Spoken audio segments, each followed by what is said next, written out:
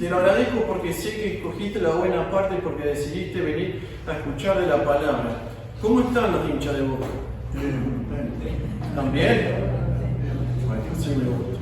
No sé cómo salió, pero es todo un tema, ¿viste? Porque estamos en eso de que queremos quedarnos a ver el resultado del partido, queremos ver. Me preguntó Jorge si fue a la cancha Atlético.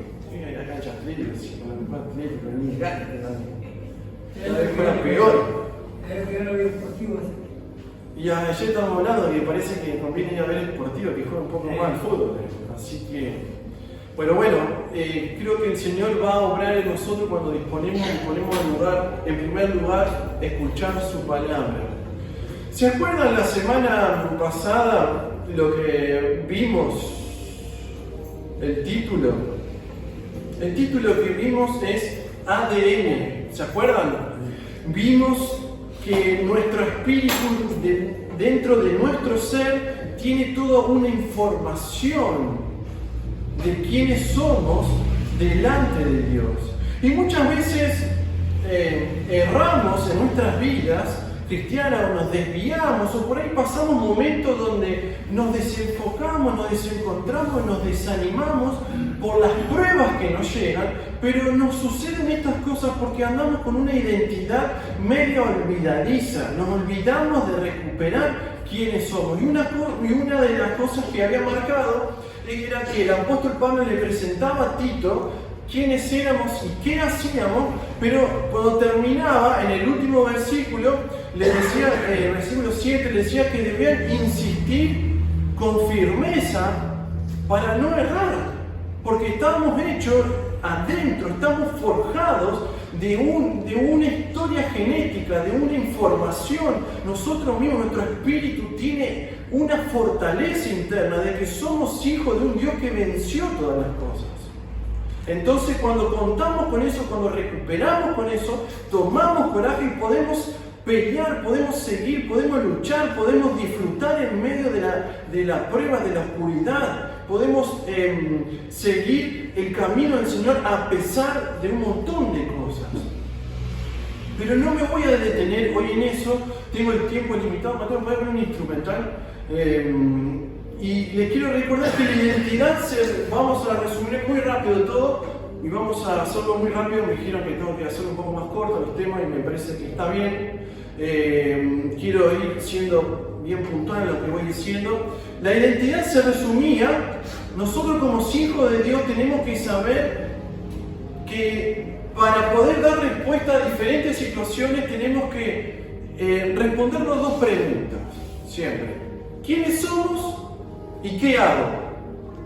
Si nosotros tenemos claro quiénes somos y qué hacemos, es medio difícil de errar, es medio complicado de que en una situación de duda, en una situación de desánimo, en una situación de quizás de estrés, no sigamos la voluntad del Padre, no sigamos la huella del Maestro. Pero cuando nosotros no tenemos bien en claro esa información, lo más probable es que sí, que hagamos o decidamos o pensemos ideas sobre nosotros diferentes a lo que Dios piensa de nosotros. Y muchas veces hay hermanos acá que están desanimados y demás porque están confundidos en su identidad. No recuperan la información que el apóstol le decía, con que insistan con firmeza. ¿Cuál era la información? Vamos a recuperarla de Tito capítulo 3 y ya nos metemos en el tema sin demorarnos. Tito capítulo 3, versículo 3 al 7 decía: porque nosotros también éramos en otro tiempo insensatos, rebeldes, extraviados, esclavos de concupiscencia y deleites diversos, viviendo en malicia y envidia, aborrecibles y aborreciéndonos unos a otros. Pero cuando se manifestó la bondad de Dios nuestro Salvador y su amor para con los hombres, nos salvó no por obras de justicia que nosotros hubiéramos hecho, sino por su misericordia, por el lavamiento de la regeneración y por la renovación en el Espíritu Santo, el cual derramó en nosotros abundantemente por Jesucristo nuestro Salvador, para que justificados por su gracia viniésemos a ser herederos conforme a la esperanza de la vida eterna, palabra fiel es esta, y en estas cosas quiero que insista con firmeza para que los que creen en Dios procuren ocuparse en buenas obras. Estas cosas son buenas y útiles para los hombres. Mucha información. Si no te acordás que hablamos la semana pasada, anda la transmisión, lo vas a ver en detalle de que está hecha nuestra información genética. ¿Qué llevamos en nosotros? Lo voy a resumir para de pasada. ¿Quién soy? Soy un hijo amado por el Padre. Nosotros antes éramos, dice el versículo 3, insensatos, rebeldes, extraviados, esclavos de nuestra concupiscencia y deleites diversos, aborreciendo, siendo aborrecibles. Éramos humanos, éramos personas que erraban. Antes éramos así, pero dice el versículo 4, dice la palabra primera que es pero. Pero además, o a pesar de que éramos así, Dios manifestó en su bondad y amor ser salvo por su misericordia mediante Jesucristo. La misericordia traducida en bondad y amor. Esa información está dentro de nosotros. Si a nosotros nos leerían adentro, además de decir, este es Mauro Herbel, este es tal, hace esto y esto, va a aparecer, tiene que aparecer en nosotros, de que nosotros somos eso, pero de que Dios a través de Jesucristo nos salvó. ¿Sí? Entonces, ya tenemos algo glorioso, una información, un tesoro precioso que podemos responder. Mucha gente aún no sabe quién es. Yo te quiero decir, si no tenés idea, aferrate a esto porque sos un hijo amado en la cual el Padre mostró su bondad y amor salvándonos por su misericordia mediante Jesucristo. ¿Y qué hago?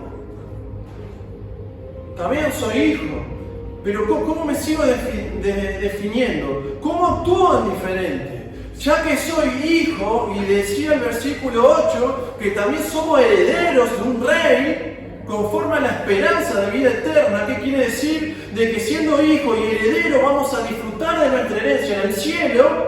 Teniendo esa certeza, me voy a ocupar de buenas obras.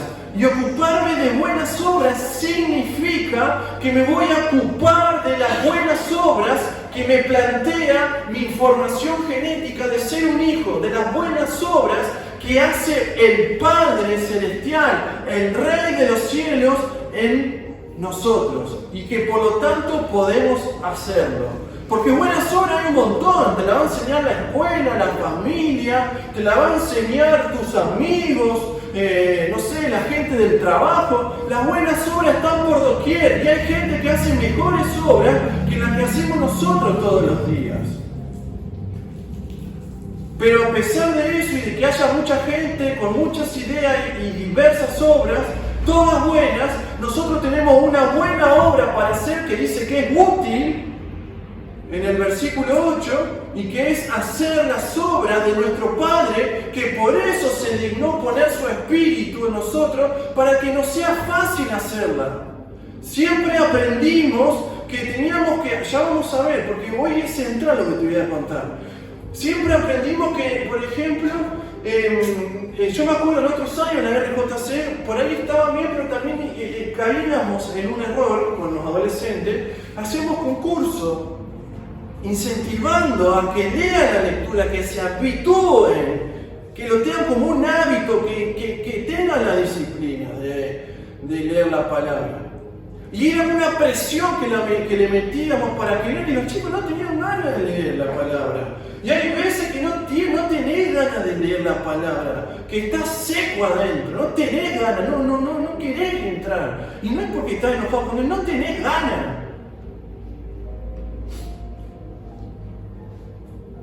Pero las buenas obras se hacen si tenemos en claro nuestra información, si estamos dispuestos a escuchar nuestra información. Si yo te lo digo desde acá, lo más seguro es que no lo hagas. Pero si vos tenés el Espíritu de Dios, porque dice que la salvación nos salvó Jesús, dice el versículo 5, Dice que Él nos salvó no por obra, sino que es un regalo de Dios, ¿sí? Pero dice que eso lo hizo por medio del lavamiento, de la regeneración. Necesitamos el sacrificio de Cristo para ser regenerados y por la renovación en el Espíritu Santo. Ahora sí te lo voy a explicar en breve estas dos cosas. Nosotros podemos tener la identidad de hijos de Dios porque Dios, mediante Jesús en la obra de la cruz, Él produjo el derramamiento de su sangre que perdona nuestros pecados, ¿sí? Y nosotros cuando recibimos ese sacrificio, lo creemos en fe, creemos que murió y resucitó. Dice en Gálatas que vimos hace domingo, cuando vino el grupo Alborada, ¿qué vimos? En la yema, Él introduce la yema, introduce el Espíritu de Dios el Padre, que también el Hijo que clama y dice, Abba Padre, ¿no? Cuando dice que nosotros creemos, ¿sí? En ese sacrificio, dice que automáticamente todo nuestro ser se regenera, se hace alguien nuevo. Aunque vos no lo veas corporalmente, yo, por ejemplo, lo vi cuando recibí a Cristo como mi Salvador porque empecé a llorar. Mi papá me predicó y yo empezaba a llorar. Yo no vi que de adentro sí hubo algo, pero sí vi un signo de que empecé a llorar. Era que se estaba produciendo ahí algo en el espíritu que me estaba haciendo una nueva persona. Otros sintieron mucho calor, otros quizás a través de esa regeneración estaban pasando una enfermedad y se sanaron. Hay muchos testimonios, sí, o dejaron adicciones, o dejaron de fumar, o dejaron de esto. Porque automáticamente se produce algo dentro de nuestro ser, que es una vez, y el Espíritu Santo, el Espíritu del Hijo, entra dentro de nosotros. La yema de Dios entra en nosotros. Ahora, dice, por el lavamiento de la regeneración y por la renovación en el Espíritu Santo. Nosotros quisimos siempre tratar que la gente se renueve mediante lo que nosotros le decíamos desde acá. Y cuando estamos hablando de renovación de pensamiento, estamos hablando de renovación de alma, ya no del espíritu, de nuestra...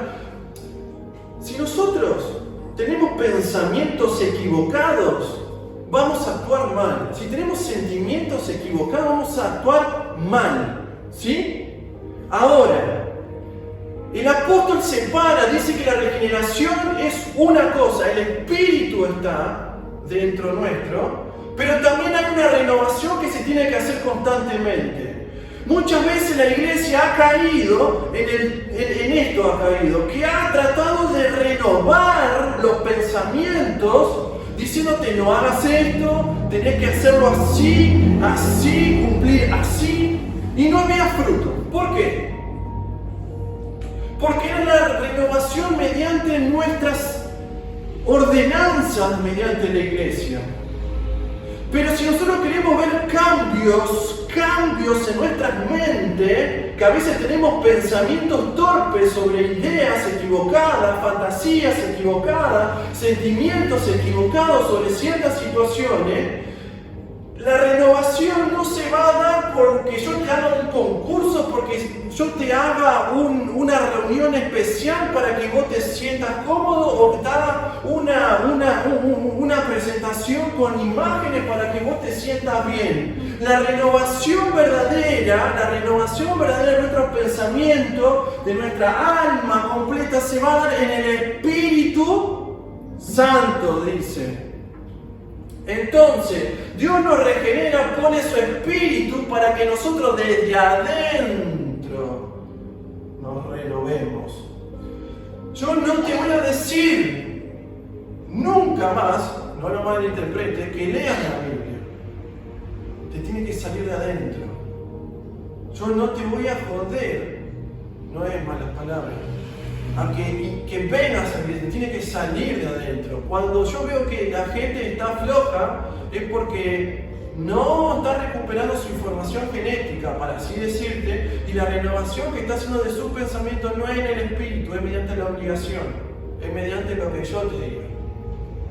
Por eso es importante cultivar nuestra identidad, sabiendo quiénes somos y qué hacemos. ¿Sí? Ahora, ¿qué pasa? Ahora sí entrando al tema, porque se llama el título, dime con quién andas y te diré quién eres. Esa gran frase que muchas veces escuchamos, que no tiene tanto significado.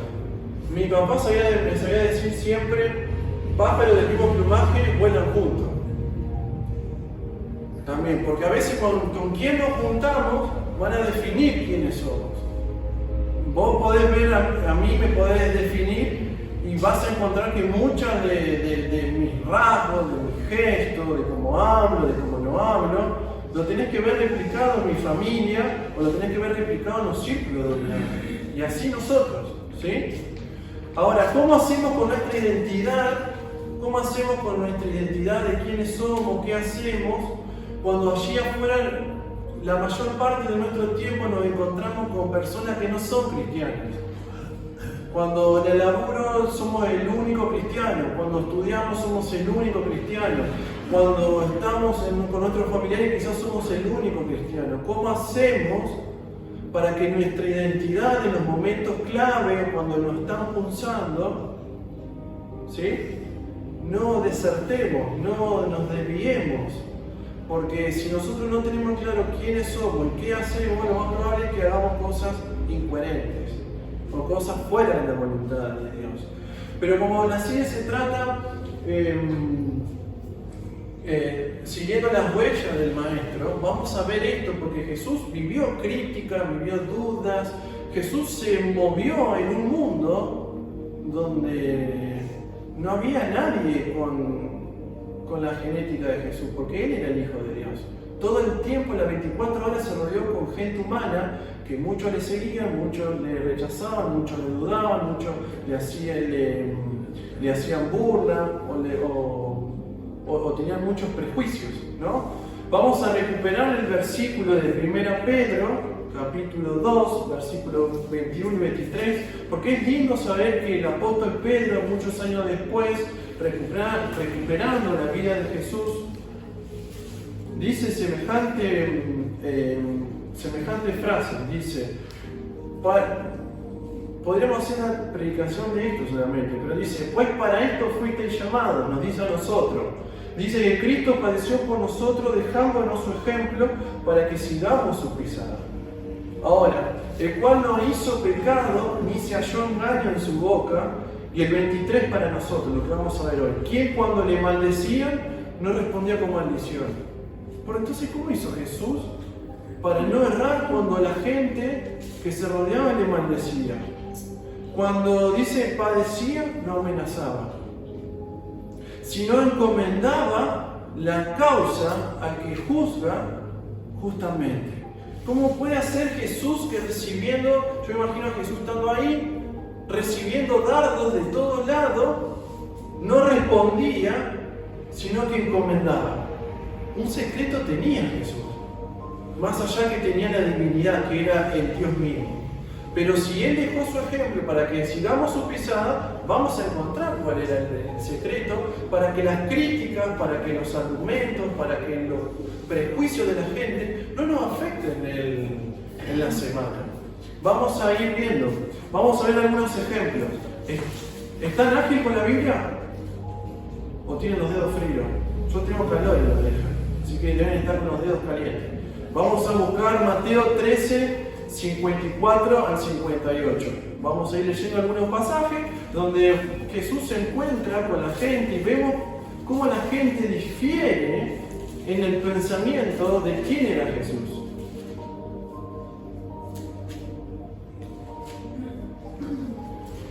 Dice así, vamos a ver.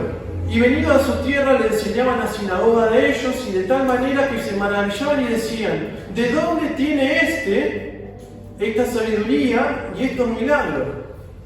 No lo entendían a Jesús. ¿Qué decía el versículo? ¿Qué dice el versículo 55? ¿No es este el hijo del carpintero?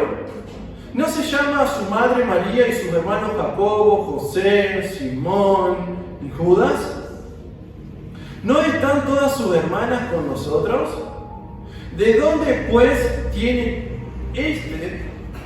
todas estas cosas? Y se escandalizaban de él. Y dice que Jesús no hizo muchos milagros por la incredulidad. No le creían a Jesús. ¿Cómo hacemos con esos argumentos cuando vos vas a la casa de tus familiares a comer o de tus amigos, pero vos no sos el hijo de, no sé, de tal, que se tomaba todos los vinos los fines de semana y te hacía ahora vos eso? Vos no sos el que te andaba falopeando hasta hace medio año y que ahora te venía a hablar de Jesucito y que el Evangelio y que Dios cambia vida. Vos no sos y ahora andás tirando bendiciones. Son frases que muchas veces las hemos escuchado. Dice que Jesús no pudo actuar con esa gente, pero no vemos que le afectó a su identidad, a lo que él creía. Jesús no los abofetó, no los golpeó, no los insultó. Pero vemos que desde la misma iglesia, la comunidad, la iglesia misma no creyó en él. Muchas veces entre nosotros no nos vemos, no nos creemos de que podemos hacer un verdadero cambio.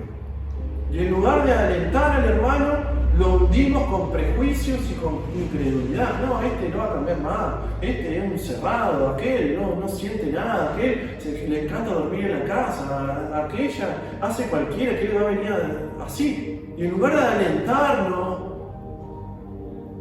nos hundimos. Pero ¿cómo hacemos con eso? Vamos a otro. Juan 12:34. Dice así: le respondió la gente, ahora es la gente: nosotros hemos oído de la ley que el Cristo permanece para siempre. ¿Cómo pues dice tú que es necesario que el Hijo del Hombre sea levantado? ¿Y quién es este Hijo de Hombre? Acá vemos la crítica del pueblo. Y algo habíamos hablado hace un tiempo de este pasaje. Si vemos versículos arriba, Jesús está en medio de Jerusalén y se aparece la voz de Dios que dice: lo he glorificado y lo glorificaré otra vez. Pero sin embargo, la gente le pone la duda, dice: ¿quién es este hijo de hombre? Lo ponía en duda, lo acorralaba. ¿Alguna vez te sentiste acorralado en alguna situación, en la escuela, en algo? ¿Qué hizo Jesús para tener victoria en esos lugares? Vamos a Lucas 9:9.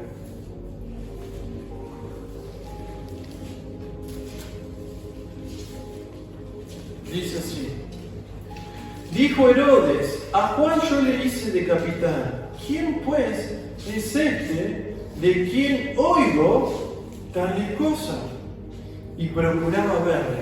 Acá vemos a Herodes, el gobierno, preguntándose quién era este.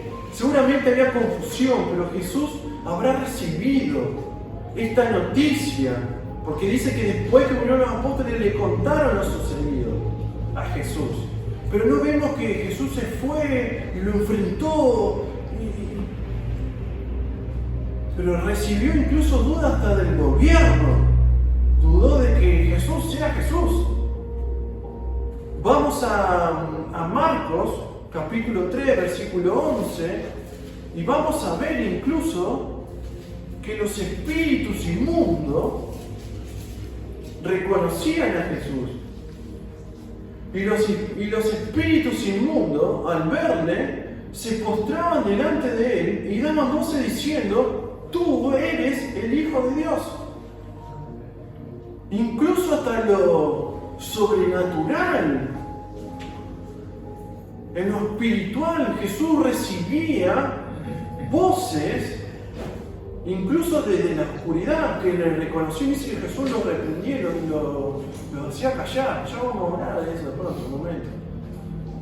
Pero ¿cómo hacía Jesús para no creérsela ahora en este momento? Si incluso el mal se arrodillaba ante el Hijo de Dios, ¿cómo hacía Jesús para no levantarse del orgullo? No todo era amenaza, no todo era duda. Vamos a Juan capítulo 7, vamos a ver cómo la gente lo insultaba. Dice, respondió la multitud y dijo, demonio tienes, ¿quién procura matarte? ¿Qué le decían? ¿Que era el Hijo de Dios? No, demonios tienes. Lo veían como un loquito, un joven loquito, un treintañero loquito, que alucinaba, que estaba delirando, de que alguien lo quería matar, de que hablaba de resurrección, como un loquito lo veían a Jesús. ¿Cómo hacemos para no decaer cuando nos hieren y nos dicen cosas malas que pueden romper nuestra identidad? Vamos a Mateo capítulo 21. ¿Viste? Lo tengo ahí en la full. Mateo capítulo 21. Si no leyeron la Biblia esta semana, están leyendo todo ahora. Cuando entró él en Jerusalén, toda la ciudad se conmovió diciendo, ¿quién es este? Y la gente decía, este es Jesús, el profeta de Nazaret, de Galilea. Lo reconocían a Jesús como el profeta de Nazaret, de Galilea, pero nunca como el Hijo de Dios. Lo reconocían, la gente te va a decir que también sos alguien bueno, qué sé yo. Pero ¿cómo hacemos para no comernos esos versos?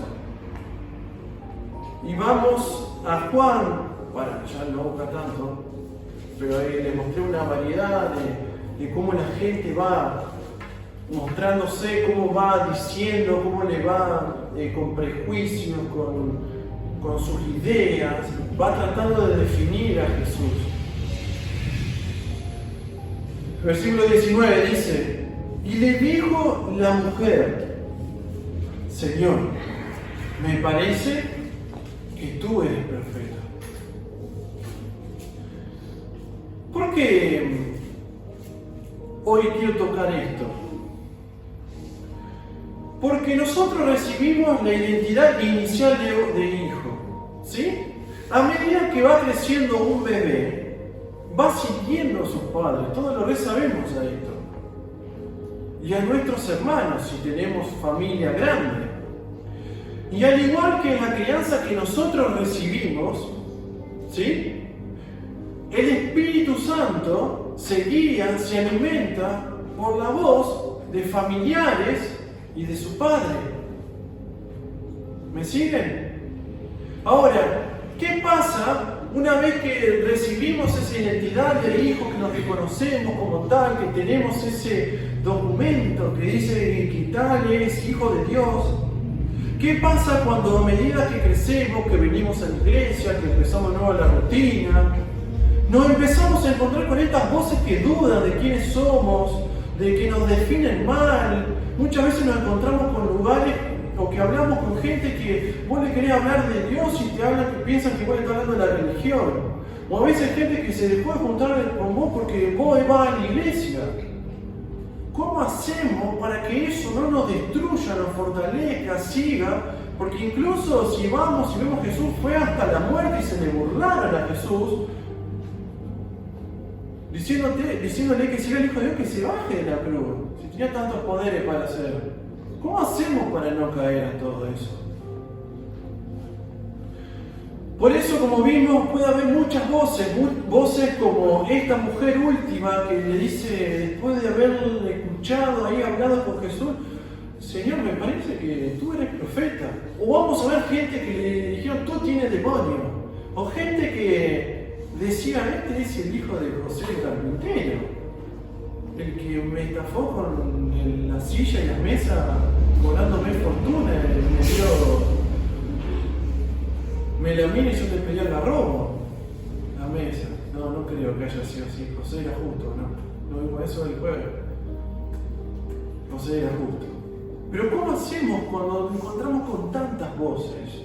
¿Qué tienen en común todos estos casos que leímos? Y una de las cosas que vamos a ver es que la gente se encuentra con una imagen de Jesús construida de muchos lados. ¿Está? Porque no toda la gente tiene el Espíritu Santo. No todos están regenerados, no todos son hijos de Dios. Por lo tanto, quizás esa persona que va caminando en este momento afuera y nos ve a nosotros, tiene una imagen de nosotros que a lo mejor no es la voz del Padre que le dice lo que en realidad somos. Es una imagen que se construyó de su identidad, que la sacó viendo la novela de Jesús, yendo de chiquito a alguna escuelita, algo de niños, o de algo que leyó en la escuela, o de algo que leyó en la facultad, o de algo que le dijo a algún amigo pero nunca le hizo efecto, o que está leyendo en las redes sociales, o cuando va a un funeral, o cuando va a algún, no sé, bautismo, o cuando va a ciertos lados.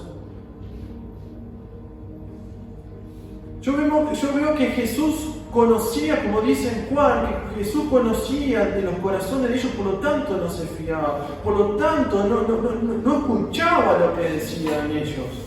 Los recibía pero no escuchaba, porque la imagen que tenían de Él era una imagen equivocada, errónea, de una vida que no había sido regenerada, de una vida que no estaba sometida a la renovación del Espíritu Santo.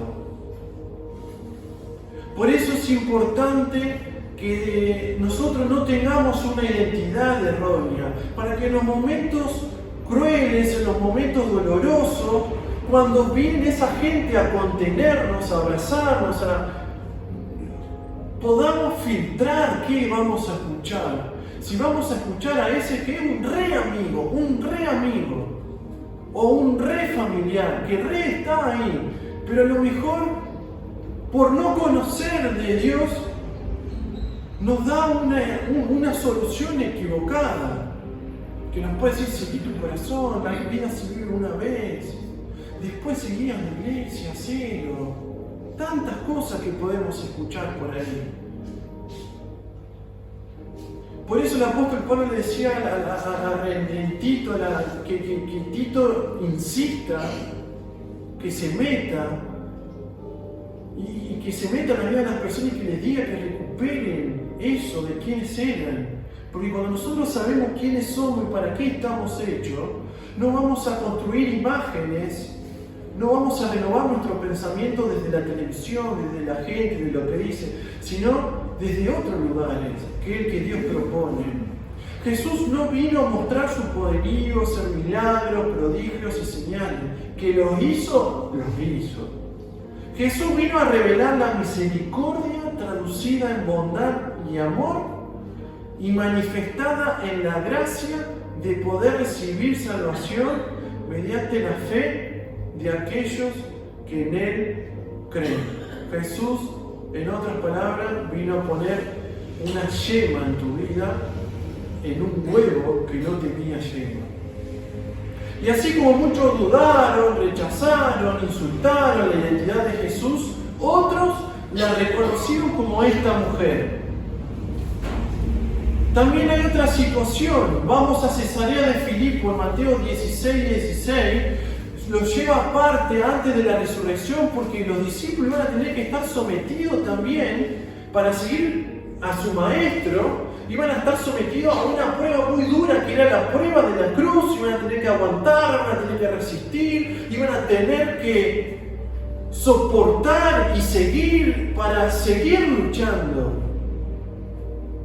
Entonces lo lleva Jesús a Cesarea de Filipo, una ciudad idólatra, muchas veces prediqué, lo lleva a un lugar de Cesarea, y dice que Cesarea era un lugar alto, construido sobre una montaña donde había muchas imágenes de dioses. Entonces Jesús va como Dios mismo ahí, y en ese escenario donde está Jesús con los discípulos, quizás en un fueguito, y los discípulos siendo espectadores de muchas deidades, de muchos dioses, Jesús también se presenta como tal y le pregunta, versículo 13, ¿quién dicen los hombres que es el Hijo del Hombre? ¿Qué dice la gente que soy yo? Le dice Jesús. Y los discípulos le respondieron, y bueno, algunos dicen que era Juan el Bautista, Herodes confundía. Muchos pensaron que eran Elías, otros Jeremías, o alguno de los profetas. Pero Jesús después ahonda más profundamente en la vida de ellos para saber, porque estaban siguiendo a su maestro. Y hoy a vos también te tengo que decir, ¿quién decís que soy yo? Si tenés una imagen construida con elementos erróneos que sacaste de afuera, vas a tener una imagen equivocada de Jesús, vas a tener un Jesús de tu imaginación. Pero vemos que el apóstol Pedro le dijo, tú eres el Cristo, el Hijo del Dios viviente. Todos conocemos esto, es muy conocido este pasaje. ¿Y qué le dice Jesús en el versículo 17? Bienaventurado eres Pedro, Simón hijo de Jonás, porque no te lo reveló carne ni sangre, ni televisión, ni Twitter, ni Instagram, ni los pastores que hablan a la noche en Canal Crónica, ni los pastores que hablan en la televisión, ni nada, sino mi Padre que está en los cielos. Y después le da una serie de bendiciones a Pedro. Y vamos a recuperar ahora a Juan capítulo 4, en ese encuentro que tiene con la samaritana.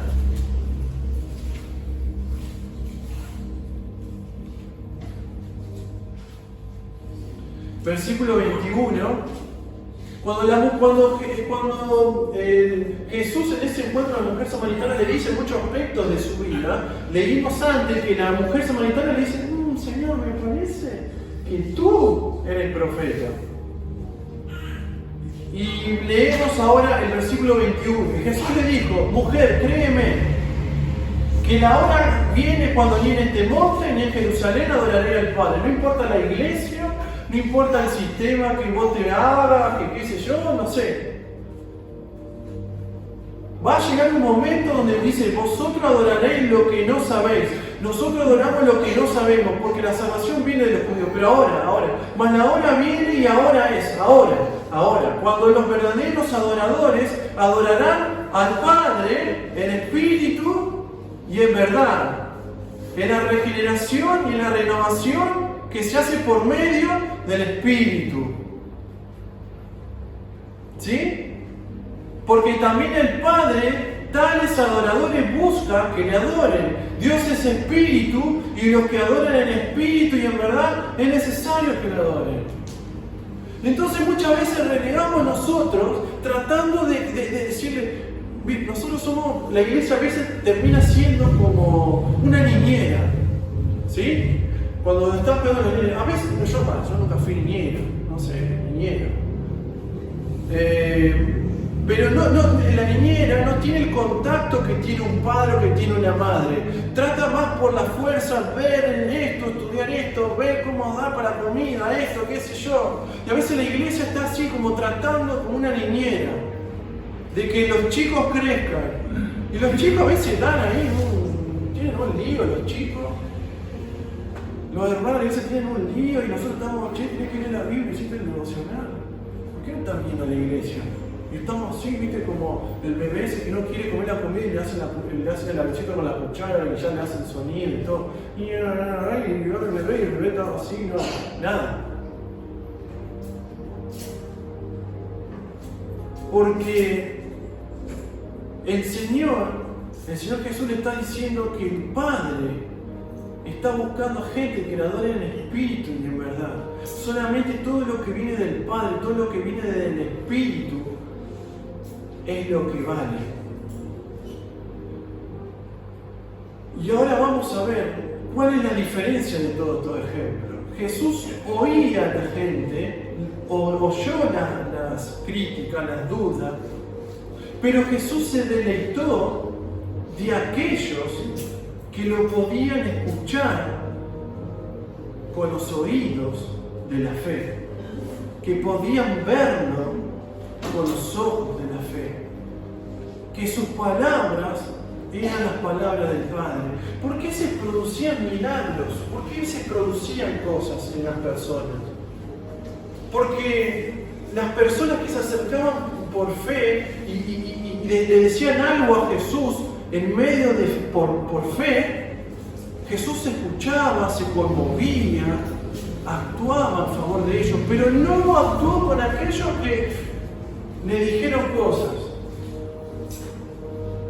Jesús sí escucha a aquellos que tienen alguna revelación de parte del Padre. Y ahí creo que está el valor de leer sus palabras, de escuchar la voz, de orar, de hablar con el Padre. ¿Por qué a veces nuestras vidas no tienen victoria en esas situaciones que deberían tener? Porque en el último tiempo seguramente, mi querido hermano, amado mío, estuviste escuchando voces que no venían del Padre. Seguramente no te apuntalaste en los hermanos que tienen tiempo para el Padre, que buscan el rostro del Padre, que buscan escuchar al Padre. Entonces muchas veces cerramos, por eso muchas veces estamos marcados, con críticas, porque no escuchamos la verdadera voz, que es la del Padre. Por eso no es una obligación autoritaria de leer la Biblia y de orar. Yo cuando oro, cuando busco la palabra, busco porque quiero oír la voz de mi Padre, quiero escuchar la voz de mi Padre, quiero estar firme, no me interesa la crítica, no me interesa el chismerío, no me interesa nada de esas cosas, porque mi fortaleza, mi identidad está en oír la voz del Padre. Y ahí está el valor de Jesús.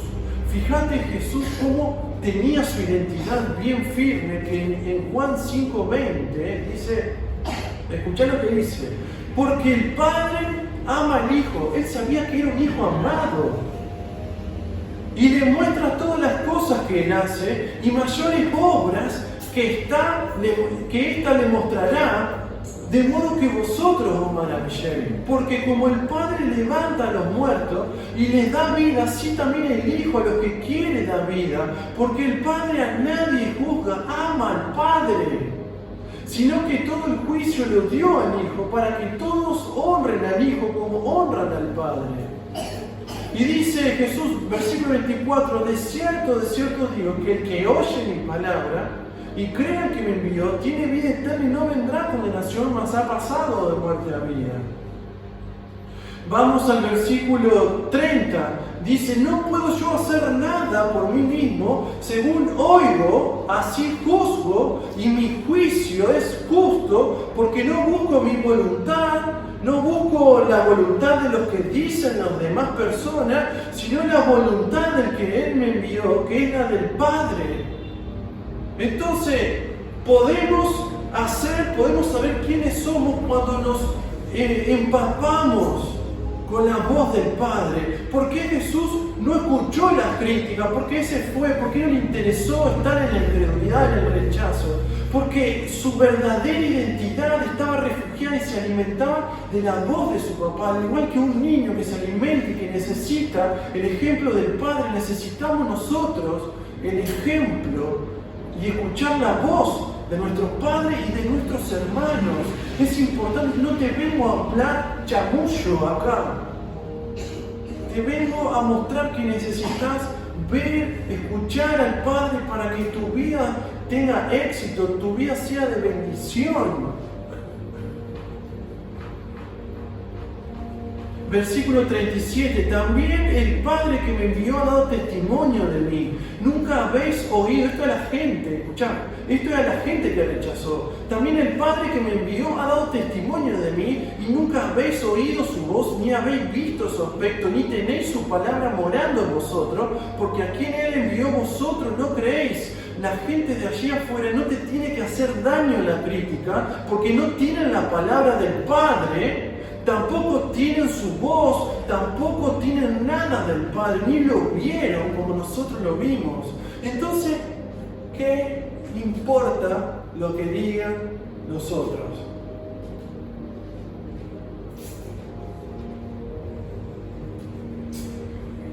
Y termino leyendo el último versículo, versículo 47. Pero si no creéis a su escrito, ¿cómo creeréis a mi palabra? ¿Cómo lo cultivó Jesús a esto? Si lees en Lucas capítulo 5 y 16, lees Lucas y lees Marcos, vas a ver que Jesús, después de todo el trajín, solito se iba a un monte aparte a orar, a leer. No es obligación. Vos querés dejar de hacerte la cabeza con la crítica. Fíjate a quién vas a escuchar. Si vas a escuchar a de aquellos que construyen una imagen de Jesús, una imagen tuya, desde la televisión, desde un montón de lados. O vas a escuchar la voz de aquellos hermanos o incluso del Espíritu Santo que te va a hablar esta semana a través de la palabra y el tiempo de oración. ¿Viste que no es obligación leer la palabra y orar? Cuando nos sumergimos en intimidad, vas a ver cómo te vas a fortalecer, vas a ver cómo vas a salir adelante, vas a ver cómo vas a estar fuerte, vas a ver cómo vas a caminar, vas a ver cómo vas a conseguir partes gloriosas que Dios tiene por descubrir en tu vida, porque estás dispuesto a escuchar la voz que corresponde, que es la voz